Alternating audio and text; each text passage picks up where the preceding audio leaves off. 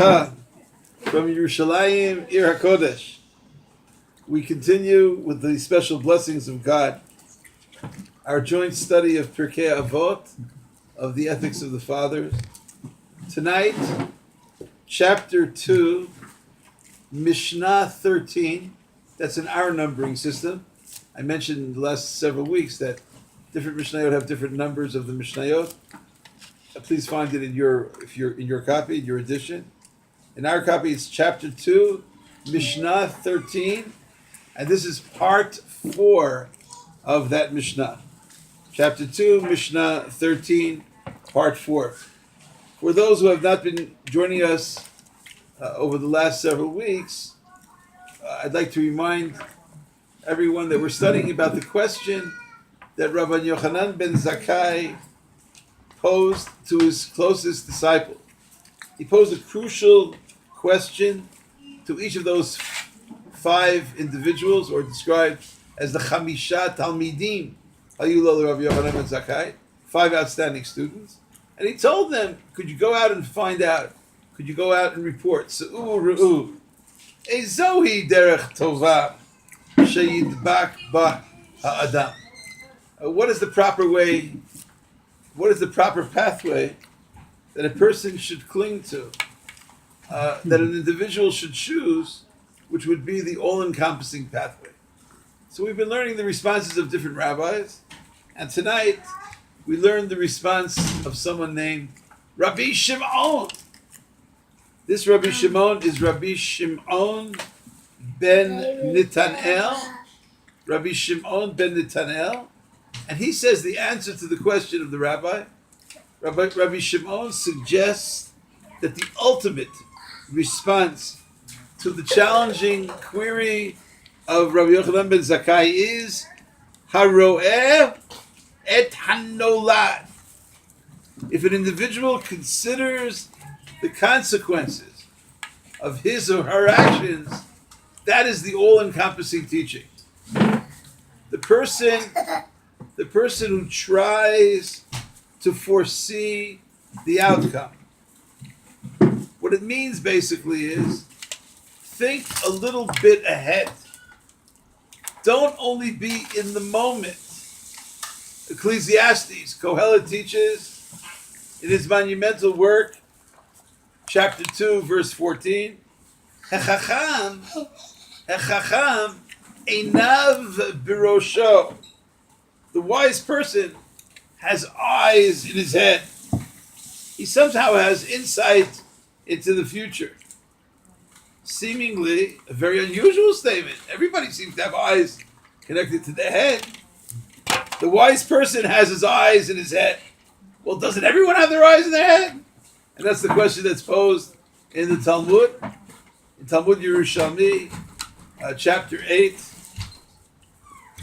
Mishnah 10, Yerushalmi asks, Amar Rabbi Meir, Ketiv Hechacham einav birosho. Kohelet teaches, in the book of Ecclesiastes, we learn that the wise person has eyes in his head. Oh, really? Asks Rabbi Meir. What about the fool? The fool does not have eyes in his head. Doesn't everyone have eyes in his head? Hakisil, language of the Gemara. Hakisil bameh biraglav. Does the fool have eyes on his feet? He also has it in his head. And so the Gemara explains, no, it doesn't mean where the eyes are located on the face.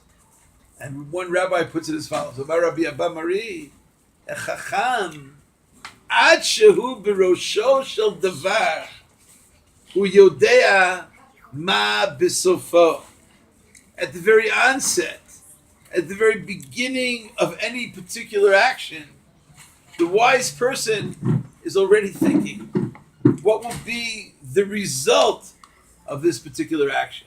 Haro'eh et hanolad. Long-term thinking. The conclusion of that verse in Kohelet, the conclusion of that pasuk in Ecclesiastes is v'hakisil b'choshech olech. The fool, unfortunately, walks in darkness. For the fool, is not considering, is not thinking about long-term results. The wide person's vision is broad. The fool's vision is unfortunately limited and narrow. Rabbi Shimon says, you want to know what the proper derech is? Sheyidbak ba'ha'adam, or sheyidavek ba'ha'adam. I'm not trying to read the word. The ones I saw vocalized, I think they write sheyidbak. Can it be sheyidavek? I'm not sure. The proper derech, ro'eh et hanolad. One could read our Mishnah as an instructional guide to every form of proper living. Even the youngest of children are taught ro'eh et hanolad, each one on his or her own level. Here's a parent speaking to a child. I don't know if they're using the word ro'eh et hanolad or a teacher speaking to a student. Don't go to sleep too late tonight. Why not? I want to stay up very late tonight. If you stay up very late tonight, tomorrow morning, it'll be difficult for you to get up on time. So that's a ro'eh et hanolad concept. It means, now I don't see any reason to go to sleep. So what if it's 1 o'clock in the morning? I feel fine. I want to run around. I have so much to accomplish. But ro'eh et hanolad means think about tomorrow morning. Don't just think about the moment. Don't be careless with the way you cross streets. You want to play ball? And you want to run into the street? Chas v'shalom. Excuse me. You're endangering your life. Because we're taught ro'eh et hanolad. Don't walk around outside in the middle of a snowstorm without a coat.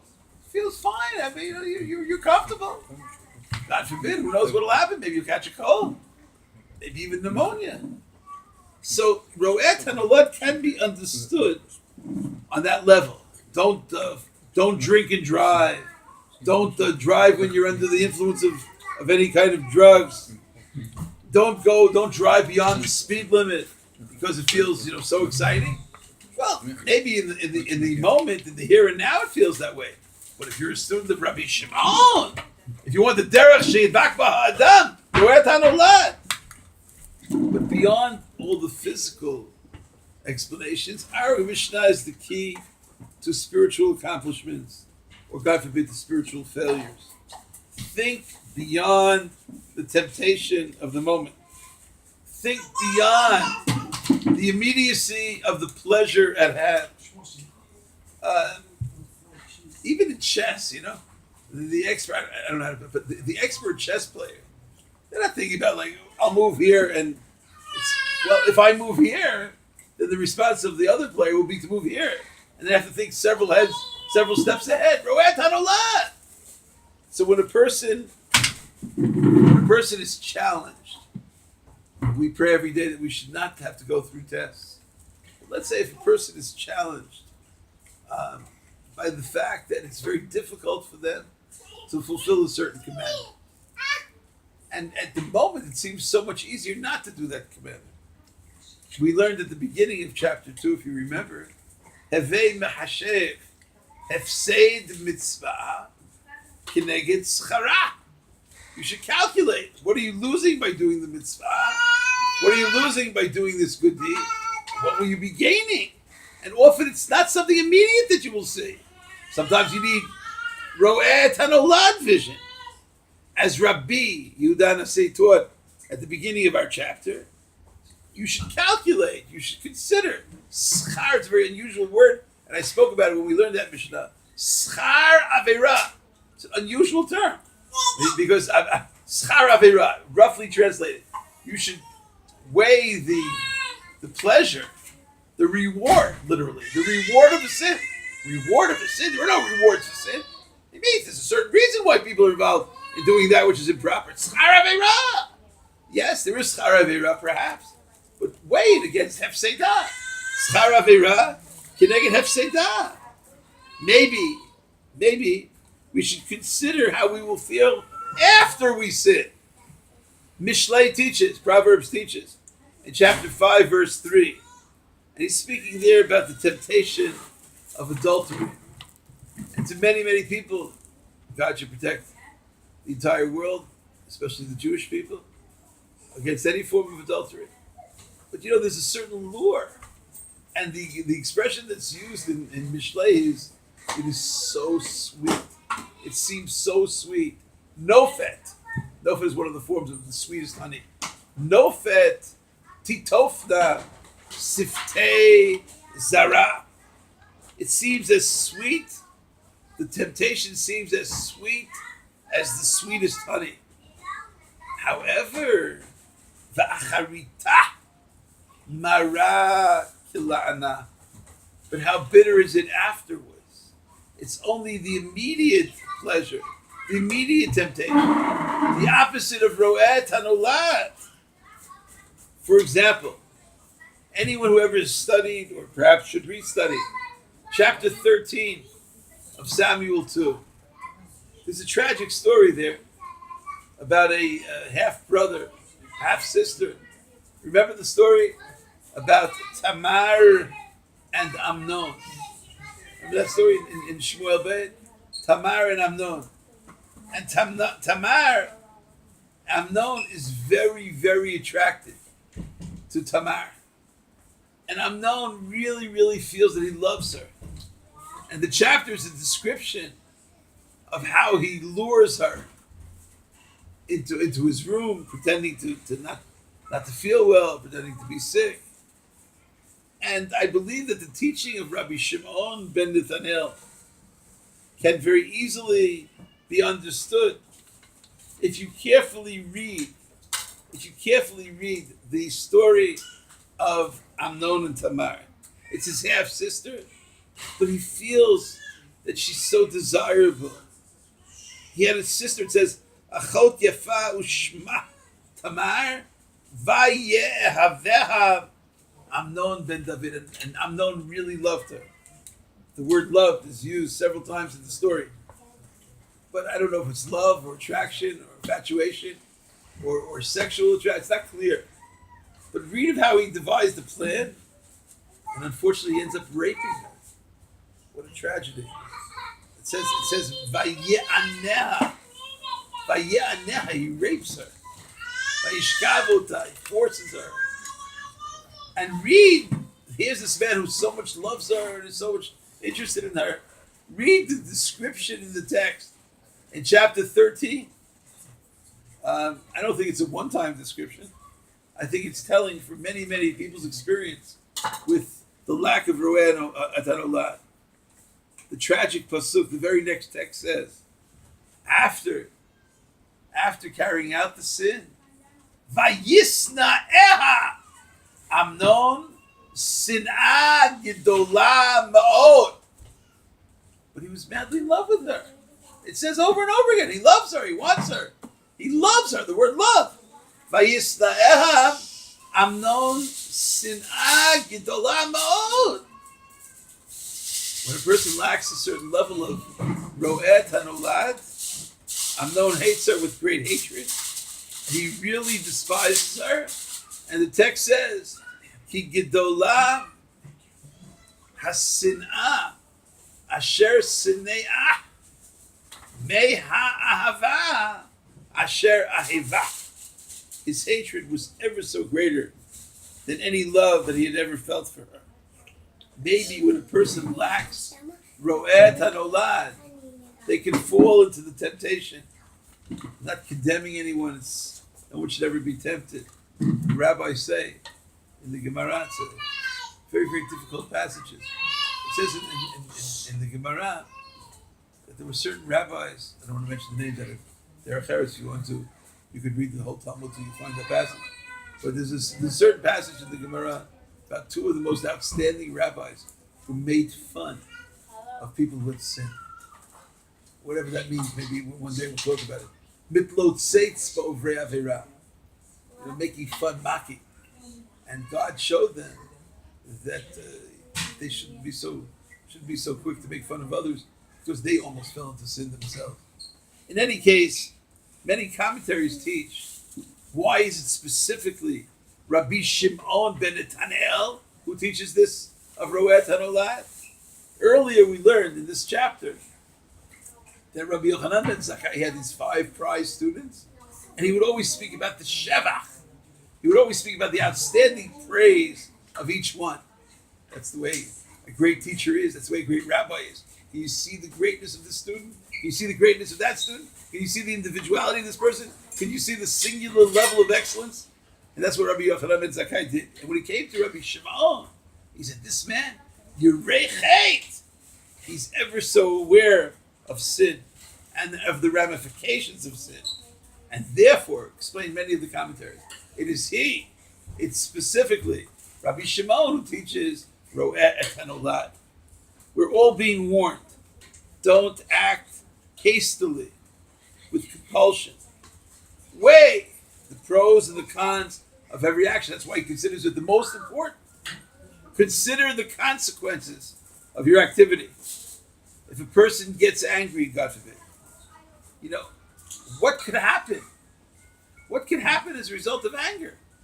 What are the results of anger? Maybe anger itself. I'm not saying it's permitted. But when a person, what can happen as a result of anger? I read in the newspaper in one place in the world. It should never happen again. Not this, not anything like this. But there were two people. One person had seen a parking spot. You seen an empty parking spot, and it was a difficult area to find parking.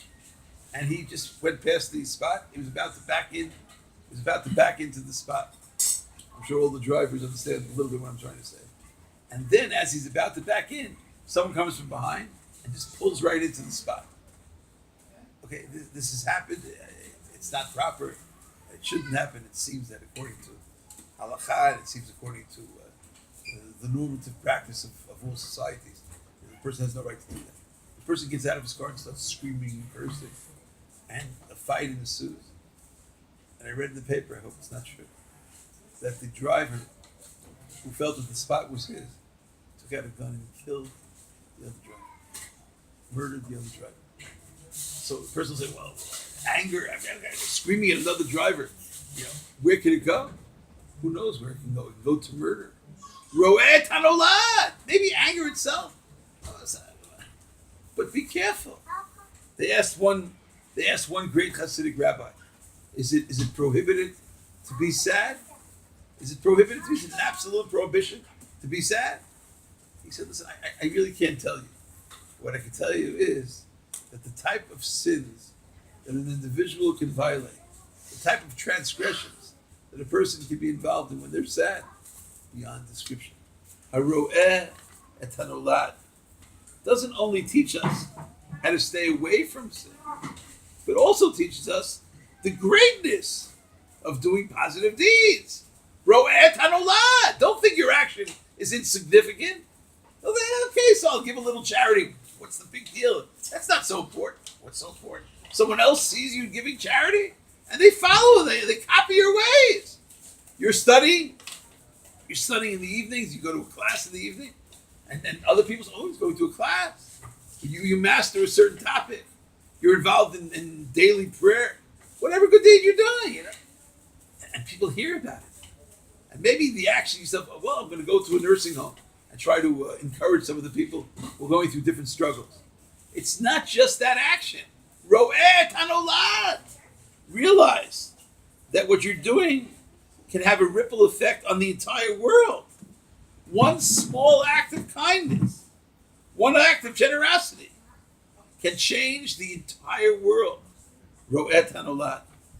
In our Mishnah, Rabbi Shimon ben Netanel is teaching us that perhaps the pathway of life which should be endorsed, which a person should try to cling to, is this pathway of Ro'eh hanolad. I'd just like to mention that in Masechet Tamid, in Tractate Tamid, those people interested in seeing the source on page 32a, it's a very difficult, very obscure passage. They recorded there a series of questions posed by Alexander the Great to the sages. And of course, since it's such a difficult text, one has to analyze it carefully. What do the questions mean? What do the answers mean?